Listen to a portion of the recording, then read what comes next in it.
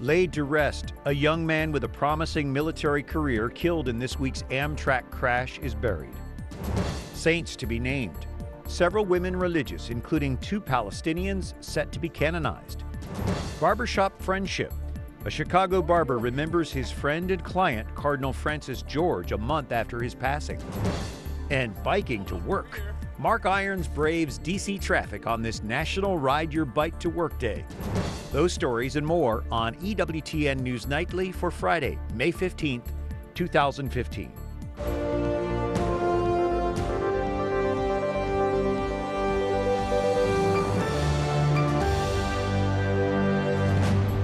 Good evening from Washington. Thank you for joining us. I'm Brian Patrick with your news now. As Amtrak's CEO takes full responsibility for Tuesday's deadly derailment in Philadelphia, the first of the 8 victims who died is buried today. Katharyn Szeltner is here with the latest. Yes, Brian. U.S. Naval Academy midshipman Justin Zemser was laid to rest in Long Island, New York this morning. Now, 3 days after Amtrak train 188 crashed, we're learning more about him and the other 7 who died. People of varying ages and backgrounds all suffered the same tragic fate when a speeding Amtrak train derailed in Philadelphia. At 20 years old, Justin Zemser is the youngest victim identified so far. Midshipman Zemser was an exceptional young man. A popular student leader and athlete, Zemser was on break from the U.S. Naval Academy and heading home to New York. A valedictorian at his high school, family and friends at the Naval Academy describe Zemser as smart and community-minded. Whenever we lose a midshipman or a cadet, it's a tragic loss for our nation. These are the future leaders of our military and our nation. Derek Griffith also died in the crash. The 42-year-old was the Dean of Student Affairs at Medgar Evers College in Brooklyn. He founded a high school in New York in 2003 and served as executive director of an organization that supports young people living in high-poverty urban communities. Dr. Griffith's skill set earned him the notion of being one of the most beloved members of our faculty. Then there was Jim Gaines. I think the first thing everybody would say is that he's the kindest, nicest person anybody here has met. Gaines was a video software engineer at the Associated Press and won several awards for his work. The 48-year-old's father of 2 was traveling home to his family after meetings in Washington. Bob Gildersleeve was a vice president for Ecolab who lived outside Baltimore. He leaves behind a wife and 2 children. Abid Jelani, Rachel Jacobs, Laura Thinamore, and Giuseppe Peras were also killed in the crash. More than 200 people have been injured from Tuesday's crash. An Amtrak dispatcher who was injured filed the first lawsuit, saying Amtrak is responsible regardless if it was Operation Action or mechanical failure. Brian? Katharyn Szeltner, thank you. Some of the other stories our EWTN News Nightly team has been covering in today's world. The verdict is in. After deliberating more than 14 hours, a jury this afternoon decides Boston Marathon bomber Johar Tsarnaev should die by lethal injection. 3 people were killed, more than 260 were injured when 2 bombs exploded near the Boston Marathon finish line in April of 2013. President Obama expresses his condolences to the families of 6 U.S. Marines and 2 Nepalese soldiers killed in a helicopter crash. Nepal's defense secretary says there is no chance of finding survivors. Today, rescue crews found 3 bodies near the wreckage in Nepal. The helicopter disappeared Tuesday while delivering earthquake aid. Also today, a UN resolution passed urging the world to support an appeal for $415 million to meet emergency needs in Nepal. 2 major earthquakes have killed more than 8,300 people there, leaving millions in need of help. An Italian border police ship carrying 530 rescued migrants on board arrives in Sicily. The migrants were brought ashore to the port of Augusta, where they were assessed by medical staff. More than 2,200 migrants have been rescued over the past couple of days. The Italian Coast Guard says they were trying to cross the Mediterranean to reach Italy from North Africa. The rescue operation is coordinated by the Coast Guard National Center of Rescue in Rome. Here in the States, immigration is expected to be a key issue in the 2016 presidential elections. Catholic bishops are taking the lead for a better system of detaining illegal immigrants. Joining us by Skype from the Diocese of Brooklyn, Bishop Nicholas DiMarzio, who's chairman of the Center for Migration Studies. Your Excellency, you visited some of these detention centers. The USCCB is calling for a transformation. What kind of conditions did you find in your visits? The conditions are decent, but again, it's inappropriate for non-criminal aliens. Criminal aliens should be detained, but when you have families, you have people who have overstayed their visas or have been caught coming across the border, it's inappropriate to keep them detained in this way. Are children safe here? I know many of these kids fled very threatening conditions in their home countries. Is this a safe place for them? Many of them are very safe conditions. There's been a few problems with some, but I would say by and large they are safe conditions. But again, children should be going to school. They should be with families, foster families, or with their relatives so that they can at some time appear for hearings, but to keep them in prison doesn't make sense. The USCCB calls for a transformation. What needs to change specifically? Well, not to detain non-criminal aliens, to put them in less constrained areas, have them helped by agencies that can get them integrated, have them appear for their hearings. We're not for open borders in any way, but we have to control the situation. Let's control it in a humanitarian way. A lot of people say this is a government issue. Why is the church getting involved, and what can the church do to help? Well, it's a human issue. Government, yes, should represent us, but we think this is the wrong way to deal with the detention of aliens that are non-criminals. The church can help through its nonprofit agencies to be able to be the intermediary for these people so they can have proper representation, that they can have a decent way and to live here, even temporarily, if they are going to go back. And finally, are you at all optimistic that some of these changes will be made, that something will improve in this system? I think our report is very comprehensive. It's going to go to all the people of Congress, all the congressmen, senators, because we think there can be changes. It's not impossible. Also, it will be very much cheaper to do it our way than to detain everyone. Bishop Nicholas DiMarzio, thank you for joining us from Brooklyn tonight. We appreciate it. You're welcome. And the Vatican is calling two holy Arab women a sign of hope for the Middle East. Miriam Bawardi and Marie Alphonsine Gaddis were two nuns who lived in what was Ottoman-ruled Palestine in the 19th century. They will be officially recognized as saints at the Vatican this Sunday. Their portraits are already hanging on the facade of St. Peter's Basilica. The sisters came from an Arabic-speaking Christian community that has mainly identified itself as Palestinian for many decades. We have this identity to be Arabs and Christians at the same time. This canonization tells us that we can be saints also, and sainthood is not only reserved for the people from France, from Italy. We have this identity to be Arabs and Christians at the same time. This canonization tells us that we can be saints also. Palestinian President Mahmoud Abbas will attend the canonizations. The Vatican officially recognized the state of Palestine in a treaty earlier this week. Well, the thrill is gone. B.B. King has passed away at age 89. The legendary blues guitarist died at his home in Las Vegas last night. He had been in declining health in recent years for conditions including diabetes and was on hospice care. B.B. King came from the Mississippi Delta. His career spanned nearly 70 years, ever growing wiser with age. Been around a long time, a long, long time. Well, I think wisdom does come with age. I've heard people talk about it, and I've noticed the older I get, the more it seemed to me that I can understand things, and I can even understand people much more. King played a Gibson guitar he affectionately called Lucille, presenting her to St. John Paul II in 1997. He mentored scores of great guitarists, including Eric Clapton and Jimi Hendrix. In a 2006 interview, King shared a secret to his music. I can't play what I played before.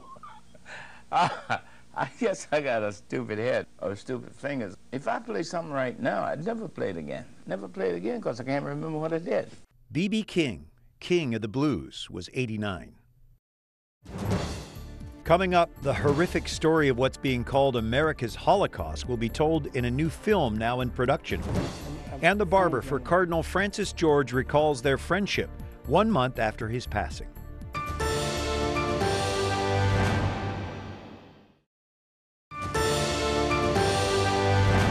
On this Friday, May 15th, the Novena to the Holy Spirit for the 7 Gifts begins today. This is the very first, the oldest of all novenas leading to Pentecost Sunday, celebrating the outpouring of the Holy Spirit upon Mary and the apostles. Come, Holy Spirit. Thank you for joining us. I'm Brian Patrick. As ISIS continues targeting religious minorities in the Middle East, witnesses say the U.S. needs to take action. The House Foreign Affairs Committee heard eyewitness testimony earlier this week. A Dominican nun forced out of her Iraqi home said ISIS terrorists plan to evacuate the land of Christians and wipe the earth clean of any evidence they ever existed. Witnesses urged the U.S. to take more action, including military and economic support. Dr. Katharyn Hanson testified at that panel, a fellow at the Penn Cultural Heritage Center at University of Pennsylvania Museum. You have done field work in Iraq and Syria. What have you seen there? I have seen the origins of civilization. Syria and Iraq are the heart of where civilization began. And you get everything from small mounded tell villages to standing Roman ruins. One of the things I've also seen recently, especially in the face of this ongoing crisis, is our colleagues, very brave colleagues on the ground, taking action and really standing up in support of each other. So, for example, there's a wonderful story from my colleagues at the Mara Museum in Syria, Muslim curators who live there in Mara now. They curate a collection at this museum that includes Byzantine Christian remains. And these are standing remains, a lot of artifacts that have crosses on them. And they were worried that ISIS or other groups would come and destroy them because there's crosses on them. So they took paper mache and they paper mache'd over them to make sure those objects would remain safe even if ISIS controls the area. How brilliant, but how sad that these timeless relics, this history is being destroyed. What is the greater impact of this kind of destruction? It's something that we're studying right now. One of the things that we've really seen happen is that when ISIS destroys a site, they don't just blow it up, they erase it. So it's exploded and then wiped clean. And that means that the local religious community, any of the ethnic minority religious communities there, have no place to have a site for mourning or have a site for remembrance. It disrupts the pattern of life and it disrupts the religious community. Let's talk about the tomb of the prophet Jonah. We have satellite imagery detecting the damage there. We do. The AAAS, the American Association for the Advancement of Sciences, did an analysis of this site. It's called Nebi Yunus locally, and it is the site where the prophet Jonah was buried. And that shrine to the tomb was destroyed by ISIS in July 2014. And then immediately after they blew it up, they brought in dump trucks and earth movers, and they wiped even the rubble away completely clean. So not only has the site been damaged, and there's no longer that shrine there, but all of the preceding temples and churches, that the remains of those that were buried underneath the ancient ones, those have also been destroyed. Is there anything that the United States, that the world can and should do? There's 3 things that we can do. One of them is to make sure that our humanitarian response includes protection of cultural and religious sites, so that we're also helping cultural heritage professionals. I'll be going back to Erbil, Iraq with colleagues of mine from the Smithsonian Institution and from the University of Pennsylvania to help train and work with our Iraqi colleagues. And we'll be also encouraging the American military forces there to make sure there's no accidental damage in their advisory capacity. That's something to be considered. Hadn't thought about that. Dr. Katharyn Hanson, thank you for your insight, and we appreciate you being with us. Thank you. Thanks. Filmmakers bring attention to the grisly crimes of abortionist Kermit Gosnell, now 2 years after his murder conviction. Gosnell was found guilty in the deaths of 3 babies who were delivered alive at his Philadelphia clinic, then killed with a pair of scissors.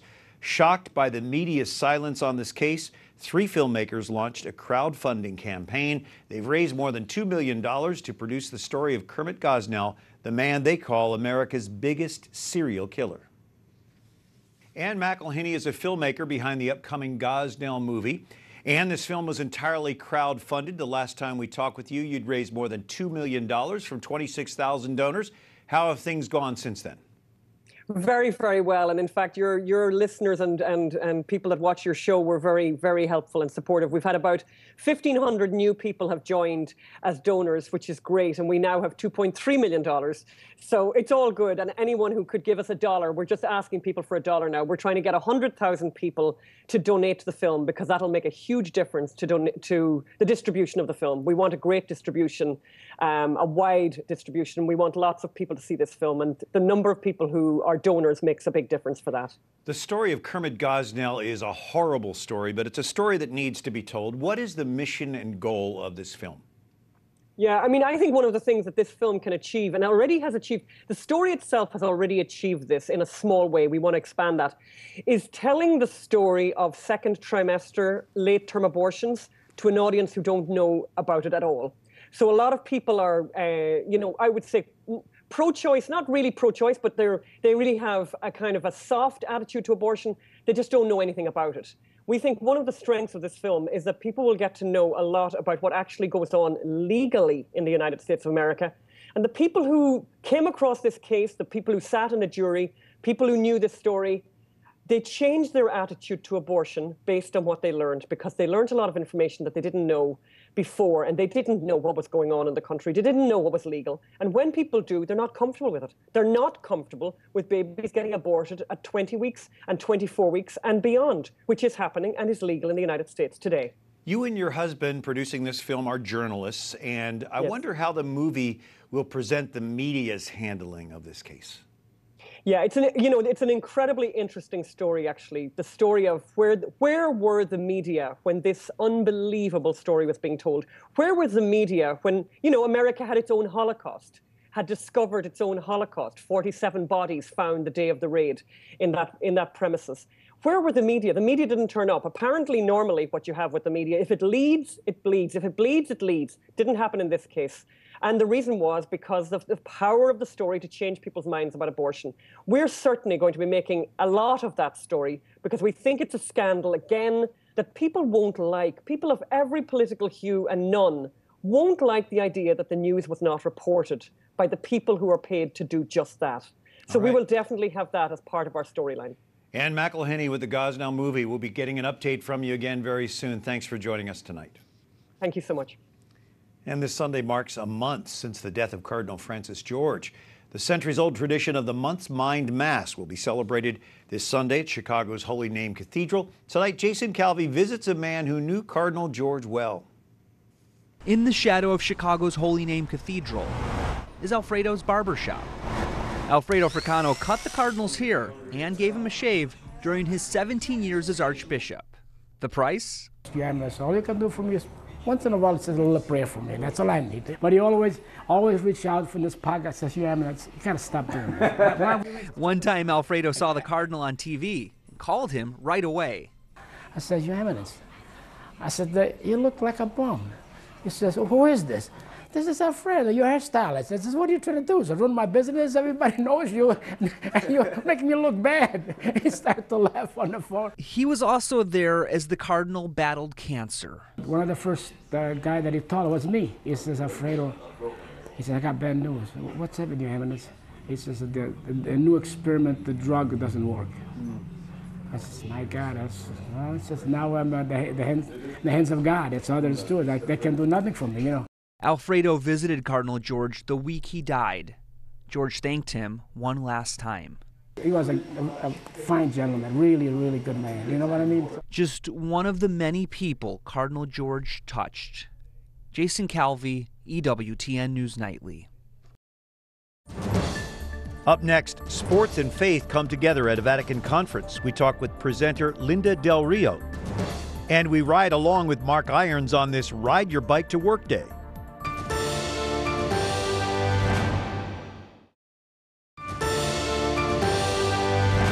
Thank God for Friday, and thank God for each of you. I'm Brian Patrick. Be not afraid.